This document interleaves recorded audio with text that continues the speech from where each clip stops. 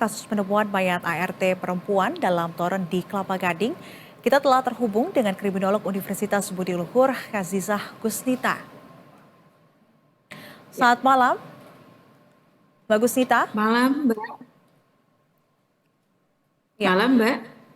ya Suara Mbak kedengaran? Gusnita, sejauh ini penemuan jasad NM yang merupakan ART di Kelapa Gading, Jakarta Utara ini kan menimbulkan serangkaian pertanyaan dan juga teka-teki di masyarakat. Nah, sejauh ini diketahui juga polisi sudah melakukan penyelidikan di mana 6 saksi setidaknya sudah diperiksa, termasuk juga saksi mata. Sementara dari hasil evakuasi diketahui bahwa korban ini tidak ditemukan luka untuk sementara dari keterangan polisi.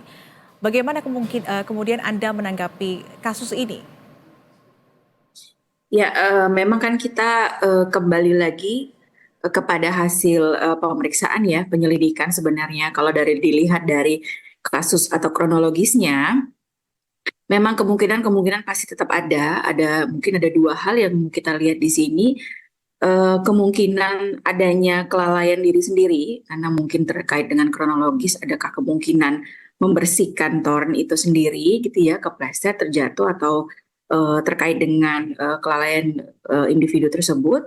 Kemudian di sisi lain bisa kembali dilakukan penyelidikan, pengecekan kembali hasil forensiknya seperti apa, bagaimana ada kemungkinankah kekerasan di dalamnya ataupun hal-hal lain yang tidak. Kekerasan tidak hanya terkait dengan fisik gitu ya, mungkin bisa dicek dan dicek kembali gitu bagaimana kondisi ART tersebut, korban tersebut dalam sisi forensiknya di dalam tubuhnya gitu ya. Karena memang kalau kita mau melihat kasus seperti ini, memang beberapa waktu yang lalu ada sedikit kemiripan ya yang muncul di publik juga terkait dengan penemuan jasad di dalam toren ini juga. Nah, kita memang melihat kalau kita lihat di dalam kriminologi ada beberapa hal yang kita kaji dari penyebab suatu kejahatan dari beberapa pendekatan. Ada pendekatan antropologi, sosial gitu ya. Dan ini salah satunya kita mau melihat dari segi sosialnya, bagaimana sebenarnya di lingkungan masyarakat kita ada suatu peniruan, ada suatu imitasi bagaimana suatu kejahatan itu terjadi.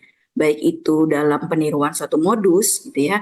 Dan ini bisa dilihat dari beberapa hal yang terjadi di media sosial, di lingkungan sekitar. Bagaimana ketika ada suatu kejadian tuh ya mungkin viral, yang mungkin muncul di publik gitu yang besar dan luas gitu ya. Kemudian bisa saja ini menjadi suatu peniruan bagi orang-orang atau individu atau kelompok yang mungkin melihat ini sebagai upaya atau modus suatu kejahatan. Nah, tapi balik lagi gitu ya, bagaimana kemungkinan-kemungkinan ini terjadi gitu. Nah, memang satu kasus mencuat, kemudian melihat hal ini di beberapa media sosial ini bisa jadi pembelajaran. Nah, dalam teori di kriminologi pun memang dipelajari bagaimana suatu kejahatan itu juga bisa dipelajari dari lingkungan. Ya, Baik. nah ini tadi yang memang membutuhkan bagaimana penyelidikan lebih langsung, lebih lanjut gitu.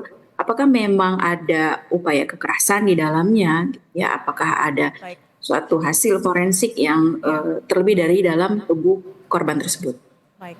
Kalau Anda sebagai kriminolog melihat kasus ini dalam segi untuk mencari tahu dari segi sosial begitu. Sementara kalau kita lihat dari pihak kepolisian, ini melakukan penyelidikan berdasarkan saintifik begitu. Karena sejauh ini selain juga polisi sudah melakukan otopsi dan juga ada toksikologi yang dilakukan oleh pihak kepolisian. Lantas Anda melihat penanganan kasus ini yang dilakukan oleh polisi bagaimana?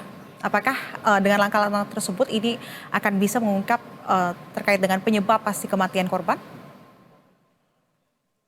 Ya, saya pikir ini kan tentu mudah sekali bagi pikir saya untuk dilakukan penyelidikan dan hasilnya lebih baik ya oleh pihak kepolisian ya. Baik. Karena saya pikir polisi tentu sudah banyak melihat beberapa kasus gitu ya, menyelidiki beberapa kasus yang mungkin sudah ketahuan dari awal, sudah terlihat baik itu hasil visum gitu ya, forensik, bagaimana kondisi korban tersebut, bagaimana kronologis, bagaimana kesaksian yang sudah diperiksa oleh pihak kepolisian. Artinya dengan pengalaman, dengan cara-cara pihak kepolisian untuk memeriksa hal ini, saya pikir sudah harusnya sudah menemukan bagaimana hasil mengarah kepada hasil penyelidikan ini apakah memang tadi kemungkinan kelalaian ataupun memang ada kekerasan. Tapi memang kalau tadi sudah diperiksa 6 saksi, saya pikir mungkin polisi juga bisa ya apa ya namanya cover both side juga ya kalau bahasa jurnalisnya,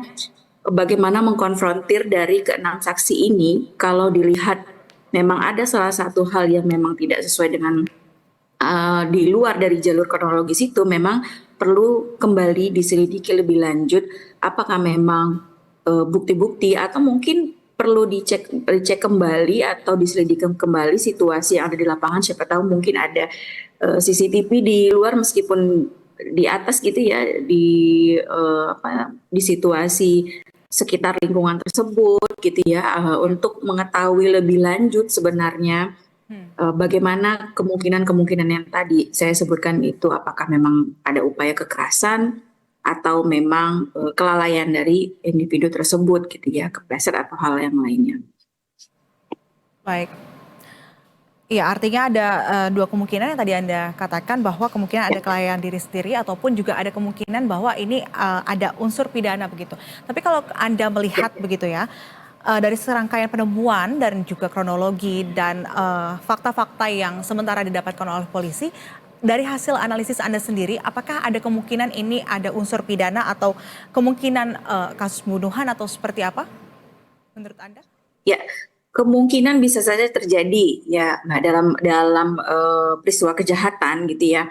Kalau kita mau melihat dari dalam pola pikir pelaku, tentu kalau kita lihat pelaku itu kan akan berupaya untuk bagaimana ketika dia melakukan suatu kejahatan, dia berupaya bagaimana bukti-bukti itu tidak ada, bagaimana berupaya agar peristiwa ini tidak diketahui, tidak tercium oleh pihak penegak hukum tentunya. Artinya mereka sudah membuat sedemikian rupa gitu ya suatu peristiwa kejahatan agar tidak terendus oleh orang lain. Nah, apapun itu dengan kronologisnya misalnya seperti ini, kalau kita mau melihat pelaku kejahatan tentu berupaya untuk bagaimana ini terlihat prosesnya atau kronologisnya seperti Normal. kecelakaan Iya. gitu ya, kelalaian gitu ya. Bagaimana misalnya mungkin situasi lah di lapangan, apakah itu tidak ada air tadi ya gitu ya, atau kalau kita bilang kepleset atau licin atau hal yang lainnya mungkin secara logis harusnya sih baik-baik saja, Iya. tapi kan tadi Artinya ya memang ada kemungkinan ya bagaimana Bu, entah itu karena kecelakaan ataupun kemungkinan ada unsur pidana begitu. Nanti akan kita tunggu saja ya, bagaimana hasil penyelidikan ya, dari polisi. Terima kasih Kazisa ya. Gusnita, kriminolog Universitas Budi Luhur, Baik, Mbak. atas waktu dan informasi Anda di Berita Satu Malam. Selamat malam dan salam sehat. Selamat malam.